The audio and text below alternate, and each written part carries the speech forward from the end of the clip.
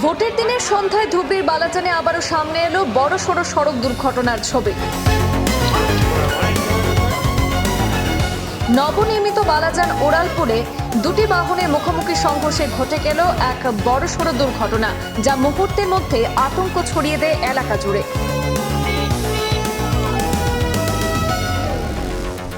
ঘটনার বিবরণে জানা যায়, AS01G J4409 নম্বরের একটি স্কুটি ধুবড়ী অভিমুখে যাচ্ছিল।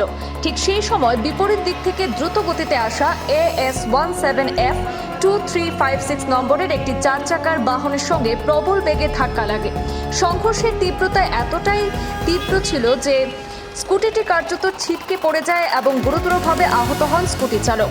ঘটনার পর স্থানীয় বাসিন্দারা দ্রুত এগিয়ে এসে আহত ব্যক্তিকে উদ্ধার করেন। পরে তাকে সংকটজনক অবস্থায় ধুবড়ী মেডিকেল কলেজ ও হাসপাতালে নিয়ে যাওয়া হয়, যেখানে তার চিকিৎসা চলছে। এই ঘটনার পর সেখানে ভিড় জমে যায় স্থানীয় জনতার। আবারও প্রশ্নের মুখে পড়ে বালাজান ওরালপুরের নিরাপত্তা ব্যবস্থা। স্থানীয়দের দাবি, এই সেতুতে দীর্ঘদিন ধরেই বেপরোয়া গতিতে বাইক এবং গাড়ি চালানোর প্রবণতা বেড়েছে, যার ফলেই বারবার এমন দুর্ঘটনা সংঘটিত হচ্ছে। প্রতিনিয়ত ঘটতে থাকা এই ধরনের দুর্ঘটনা সাধারণ মানুষের মধ্যে উদ্বেগ বাড়াচ্ছে।